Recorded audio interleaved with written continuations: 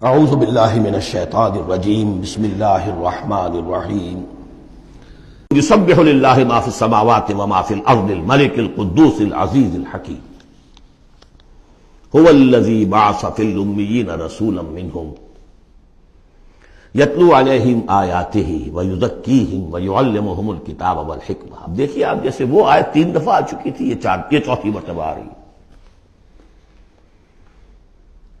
وہ بنیادی طریقہ کار کیا تھا؟ قرآن کی تلاوت۔ قرآن اس مقناطیس کے مانند تھا کہ جس کے اندر جس کی روح بیدار ہے اس کو کھینچ لے گا۔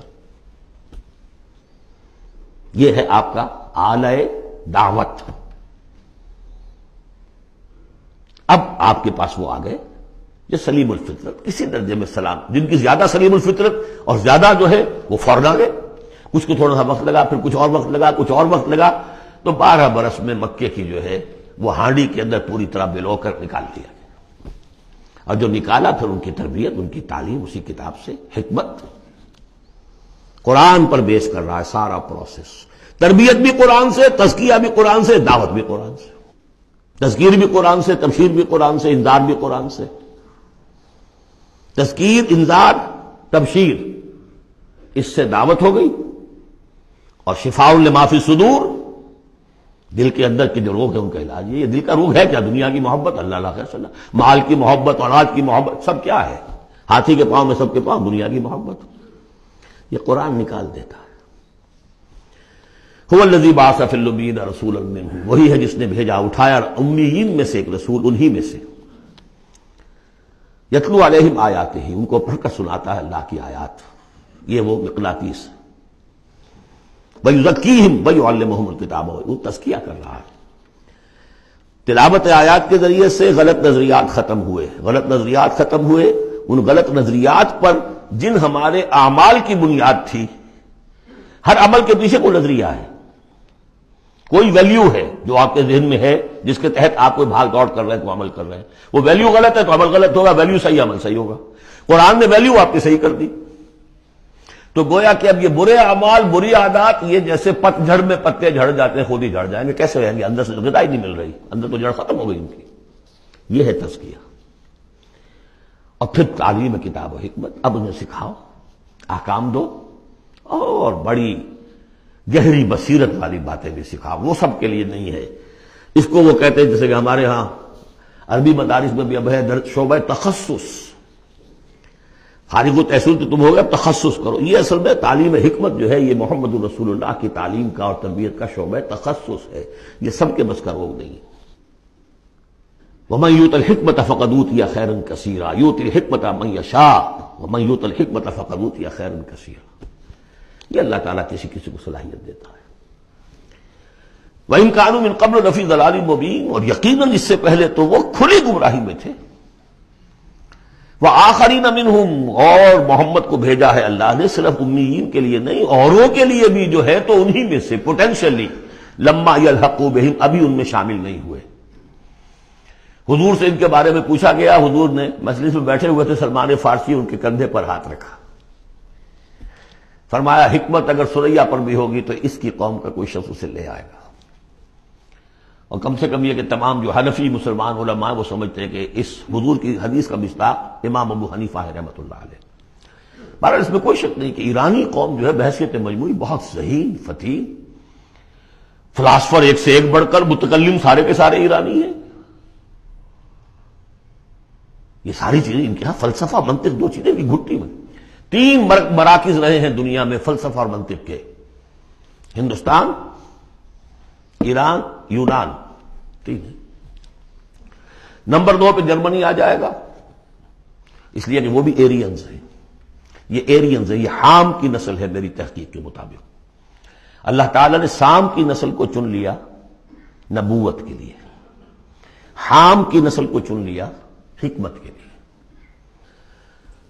وآخرین منہم لما یلحقوا بہم، میرے نزدیک اس آیت کی صحیح تعبیر کیا ہے کہ ایک نیوکلیس، جیسے کہ اسٹرکچر آف ایٹم ہے، ایک نیوکلیس ہے، اس میں پروٹونز ہوتے ہیں، اور بھی بڑی بلائیں ہوتی ہیں، اب تو ایک سے ایک نکلی آ رہی ہیں۔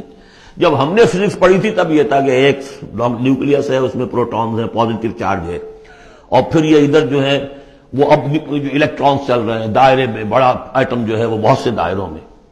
تو نیوکلیس اس امت کا امیین بنو اسماعیل اور ان کے تابع اہل عرب مشرکین، یہ نیوکلیس۔ پھر سب سے پہلے ایرانی آ گئے، پہلا جو ہے نیوٹرون الیکٹران ایرانیوں کا ہے۔ پھر رومی آ گئے، کچھ آ گئے ادھر سے، کچھ قبطی آ گئے ایجپشنز، ادھر سے آگے آپ بڑھے تو ہندی آ گئے، سندھی آ گئے، پہلے سندھی آئے پھر ہندی آئے، یہ سب ہیں اب مختلف دائرے، یہ بڑھتا جا رہا ہے۔ لیکن نیوکلیس امیین اور باقی سب آخرین۔ امیین میں سے چونکہ خود حضور تھے لہذا ان پر اتمام حجت آخری درجے میں ہو گئی، لہذا ان کے لیے کوئی رعایت نہیں تھی، اگر ایمان نہیں لائیں گے تو قتل کر دیے جائیں۔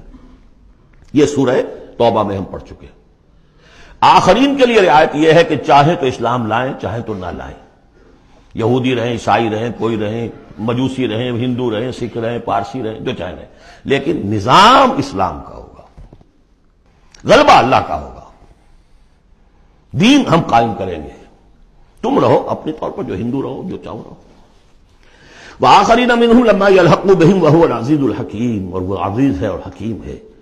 ذالک فضل اللہ یؤتیہ من یشاء، یہ اللہ کا فضل ہے، وہ دیتا ہے جسے چاہتا ہے، اللہ کا فضل ہے۔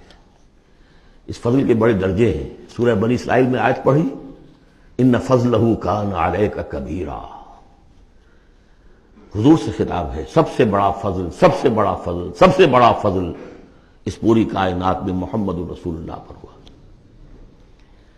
اگرچہ ان کا فضل کس طور سے ہوا ہے وہ آپ دیکھ لیجئے، ماریں پڑی ہیں، پتھراؤ ہوا ہے، خون کے دھارے چھوٹے ہیں۔ اللہ کا فضل جو ہے دنیا میں وہ ناز و نام نہیں ہے، عیش نہیں ہے، آرام نہیں ہے۔ جس میں سب سے بڑا فضل تھا اسے یتیم پیدا کیا، پوسٹیومس پیدا بھی ہوا ہے باپ کے فوت ہونے کے بعد، بالکل مفلس قلاش۔ وہ تو دائی حلیمہ کو کوئی اور بچہ ملا نہیں تھا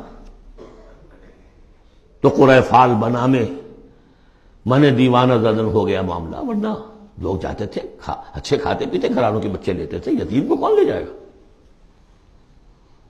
لیکن وہ یتیم پھر کیا بنا، در یتیم۔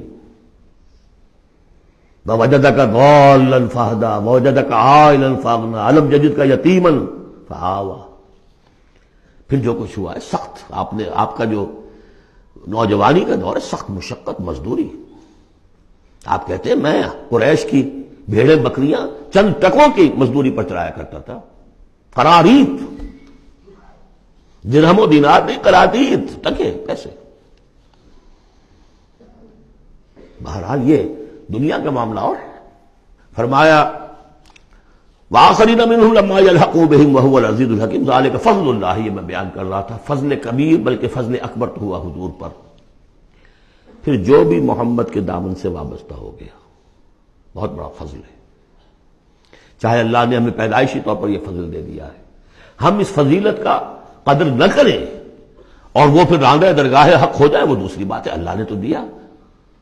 بل اللہ یمن علیکم ان ہداکم للایمان، تمہیں اس راستے پر ڈال دیا ہے اللہ کے بندو، تمہیں پیدا کیا وہاں جہاں تم نے پیدا ہوتے کال میں اذان سنی ہے اور دوسرے کال میں اقامت سنی ہے، اس سے بڑا فضل کیا ہوگا؟ لیکن تم نے اس کی ناقدری کی تو یہ دوسرا بات ہے۔ ذالک فضل اللہ یؤتیہ من یشاء واللہ ذو الفضل العظیم، اللہ بڑے فضل والا ہے۔ لیکن یہ کہ اب یہ جو پروسیس تھا، جو محمد رسول اللہ کا اعلی انقلاب تھا، قرآن، اب محمد تو جا رہے ہیں صلی اللہ علیہ وسلم، یہ پروسیس آگے کون جاری رکھے گا؟ نبی تو کوئی آ رہا نہیں۔ لہذا حضور نے کہا خطبہ حجۃ الوداع میں، قد ترکت فیکم ما ان تمسکتم بہ او اعتصمتم بہ لن تضلوا ابدا کتاب اللہ، میں چھوڑ کر جا رہا ہوں، یہ محمد کے قائم مقام ہے یہ قرآن، یہ عصائے موسیٰ سے 100 گنا بڑا معجزہ ہے۔ عصائے موسیٰ صرف موسیٰ کے ہاتھ میں تھا تو معجزہ تھا، بعد میں تو وہ لٹھیا کی لٹھیا ہے، اور کیا ہے، پڑا ہوگا کسی ٹرنک کے اندر، شاید ہو اب بھی، جیسے کہ کہتے ہیں یہودی ہے لاٹھی ہے، اب وہ سانپ تو نہیں بنے گا کسی کے لیے، یہ معجزہ ہے جو ہر ایک کے ہاتھ میں آ سکتا ہے۔ بشرطے کہ اس کا حق پہچانے، اس کا حق ادا کرے، اس کی قدر و قیمت کو جانے۔ افبہذا الحدیث انتم مدہنون وتجعلون رزقکم انکم تکذبون، اس کے ساتھ تمہارا یہ معاملہ ہے، یہ مداہنت ہے۔ دنیا بھر کی زبانیں سیکھ لو، دنیا بھر کے علوم سیکھ لو، اتنی عربی نہیں کہ قرآن مجید کو براہ راست سمجھ سکو۔ اور اگر یہ قرآن تمہیں پوزیس کر لے گا تو خدا کی قسم کھا کر کہتا ہوں کہ کسی اور کام میں دل نہیں لگے گا آپ کا۔ یہ کیا کام ہے؟ گھس گھس گھس گھس گھس کر کے تنخواہ ہو گئی 30,000 40,000 50,000 تنخواہ لے کے آ گئے، بس یہی ہے۔ Were you created for that؟ ابراہیم بن ادم کا آپ نے سنا ہوگا نام، بادشاہ تھے کسی علاقے کے، شکار پر گئے ہوئے تھے تو وہاں کہیں آواز انہیں سنائی دی، کسی فرشتے کی تھی یا یہ کہ خود ان کے اپنے دل کی آواز تھی، یا ابراہیم لہذا خلقت ام لہذا امرت، اے ابراہیم سوچو کیا اس کام کے لیے تمہیں پیدا کیا گیا تھا؟ کیا تم اس کام کے لیے پیدا کیے گئے تھے اور تمہیں اس کام کا حکم ہوا تھا شکار کرو جا کر؟ بس وہی سے کایا پلٹ ہوئی۔ تو سوچنے کی بات ہے۔ صدق اللہ العظیم۔